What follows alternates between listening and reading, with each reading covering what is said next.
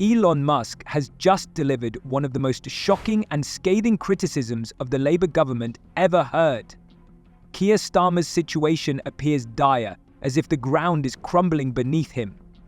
What transpired? How did Musk manage to shake the very foundations of British politics and draw everyone's attention to himself? Stay tuned, because this isn't merely a clash of two figures, it's a significant confrontation in which the government appears to be losing its grip and the public's faith in their leaders is waning.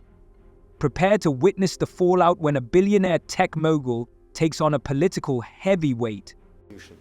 The owner of X, Elon Musk, has been tweeting over the past few days about your response to this crisis, about what's been going on. He's claimed that civil war in the UK is inevitable. He is a powerful voice. A lot of people follow him on Twitter. Are you worried about his impact, or might he have a point about some of the things he's saying? My focus is on ensuring that our communities are safe. That is my sole focus. And I think it's very important for us all to support the police in what they're doing. I went up to Southport to speak to some of the police who had been the first responders to the terrible attack that happened. They described the scene to me and what they had to deal with when those girls were attacked. Musk's candidness on social media has often backfired, but this time it was abundantly clear he had no intention of backing down. When the UK government chose to impose restrictions on X, accusing him of disseminating disinformation and harmful content, Musk fired back with a tweet that left many astonished. In his powerful message, he asserted that if the government seeks to control X, it must justify its actions. "This is your loss, not mine." These words were more than just a response. They were a bold challenge. Known for his unwavering commitment to free speech, Musk was determined not to let the British government dictate the operation of his platform. He stands firm for the principles he values most and is prepared to fight for them to the very end. Yeah, the question is why politics now and versus in the past. I really have not been meaningfully involved in politics. So the reason is that I think we're at a crossroads. This time I think we're at a crossroads, a fork in the road of destiny.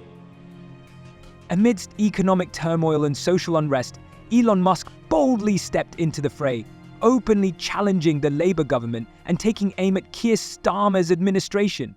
He refused to remain in the background, expressing a clear and unwavering stance on how Britain addresses critical issues like freedom of speech and government regulation. This is particularly relevant for social media platforms like X, formerly known as Twitter, where every post can ignite intense emotions and debates. Musk is unafraid to provoke thought and spark discussions about the future of free speech in the country. Well, Elon Musk is certainly not intimidated. He continues to speak out, particularly on what's happening in the UK right now, much to the frustration of the elites. It all started when Elon Musk said that what we're seeing with rioting in the UK was inevitable and that civil war is probably likely because of unchecked immigration. For that, Keir Starmer, the Prime Minister, the Justice Minister, they all attacked Elon Musk and said he should pull his head in, but he hasn't. Have a look at some of the stuff he's been posting just recently. He posted this image of 3 people convicted of different crimes but got vastly different punishments. I think we've got the image ready to show you. Here we go. On the left, you've got someone Musk says made a racist comment, got 15 weeks jail. In the middle, someone who sold anti-immigration stickers and for that got 24 months in prison. And on the far right, someone who repeatedly raped a 12-year-old girl and got a 2-year suspended sentence doing 180 hours community service with no prison time, asking what the hell is going on. He addresses a significant issue: the need to keep the internet free from oppressive state control.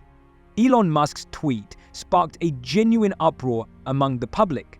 For years, British citizens have been vigorously battling a government that appears more focused on limiting their freedoms than safeguarding them.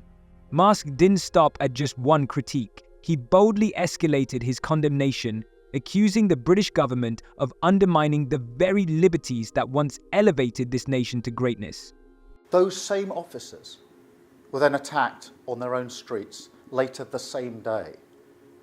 The same officers who had been the first responders. Our first duty is to support the police in a difficult exercise that they are engaged in, keeping us safe. What's your message to Elon Musk? Our first duty has to be to our communities to keep them safe. That is my sole focus. The police are doing a difficult job in difficult circumstances, and I think that everybody should be given their full support to ensure that we can make sure that our streets are safe and our communities feel safe and secure. That is really where the focus ought to be. That is my... Musk's message was unmistakably clear. He would not permit the UK government to silence voices on the internet, no matter the repercussions. His tweet wasn't merely a critique of the Starmer administration, it served as a strong and audacious rebuke of the political capriciousness that endangers us all. This is particularly crucial for online platforms that facilitate open and honest dialogue. Musk, more than anyone, recognizes the significance of freedom of speech in a democratic society, and he is prepared to defend it. Whatever the apparent motivation, this is not protest, it is pure violence, and we will not tolerate attacks on mosques or our Muslim communities. So the full force of the law will be visited on all those who are identified as having taken part in these activities. Musk's criticism went beyond merely targeting Labour politics. It was a direct assault on Keir Starmer's leadership. He quickly followed up with a sharp and unrelenting critique of Labour's economic policies, particularly their stance on taxes. Unreserved in his remarks, he boldly tweeted that imposing taxes on family farms is not a progressive move, but rather a blatant theft from those who have contributed to the country with their hard work. This tweet served as a strong rebuttal to the Labour Party's proposal to raise inheritance tax rates, which many rural voters feel would disproportionately affect them. Musk highlighted a crucial issue that resonated with people and prompted them to reflect on fairness and justice. This sort of magic portal into the Twitter system, but all of the communication in this portal was auto-deleted after 2 weeks, which breaks federal FOIA laws. So we don't even know what was said because it was all deleted after 2 weeks. That's insane. Yeah. That's so crazy. It's so crazy that people thought that was okay. It's super not okay. No, it's super not okay. It's unconstitutional, and no one would want that. No one would want the government to have that kind of access. Exactly. Musk's remarks served as a compelling rallying cry for those who believe that Keir Starmer and his team are entirely out of touch with the genuine needs of the public. The moment Musk's tweet surfaced, the political climate in the UK became charged. Keir Starmer, who had been diligently working for months to rehabilitate the Labour Party's image, suddenly found himself in a position where he had to retreat and mount a defense. This is the weird thing. It's like the left used to be big on exposing government corruption, but once they control the government, they no longer want to expose the government corruption. Right. They want to pretend that the left-wing government's incapable of corruption because we're on the good side.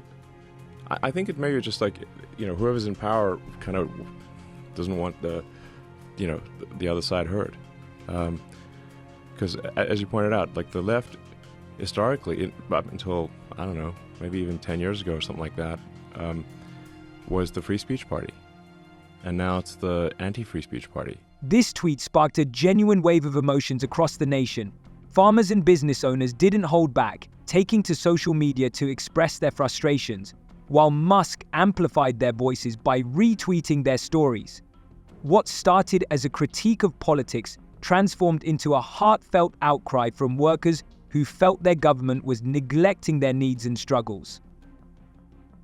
Musk positioned himself as a champion for the overlooked men and women who built Britain from the ground up, and it was truly inspiring.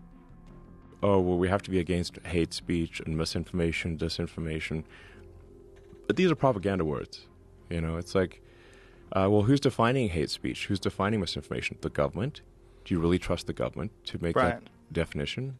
The whole point of the of the First Amendment is like, you do not trust the government.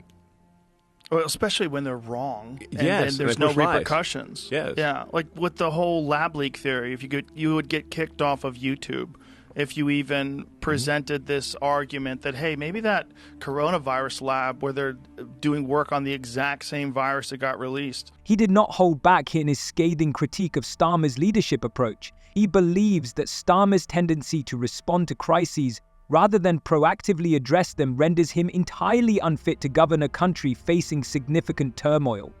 In his tweet, Musk emphatically pointed out that Starmer merely reacts to issues instead of taking the initiative. A true leader should be someone who foresees challenges and acts accordingly, rather than waiting for situations to spiral out of control and become full-blown disasters. And said, what right does this guy have to speak to our Prime Minister?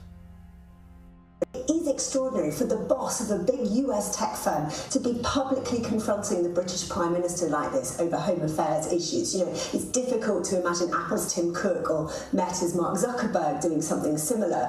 And what we've seen Musk do is he hasn't directly incited violence. He didn't explode like we might see Donald Trump do, but he didn't call for calm either. And lots of people are saying that because he's so influential, that his actions are potentially quite dangerous. What he did, as we've just heard, is to echo arguments that we've seen from the far right, including claims that there's a two-tier policing system in the UK and that immigrant criminals are treated less harshly. So what can we take away from this? Elon Musk's engagement in UK politics is not merely a fleeting occurrence. It serves as a wake-up call for the entire political establishment. It demonstrates how a single tweet can challenge the foundations of a government, question the legitimacy of a political leader, and spark a nationwide discussion about leadership, free speech, and economic issues. Musk's criticism, while blunt and direct, has uncovered crucial truths about the state of our country that cannot be overlooked. If Britain truly wants to progress, it requires leaders who not only respond to challenges, but also take proactive measures, those who can anticipate the needs of the people, address their concerns, and, most importantly, restore faith in the political process. Keir Starmer faces a choice. He can learn from the insights presented in Musk's tweets, or continue down a path of stagnation and division. But the stakes have never been higher. What do you think about this video?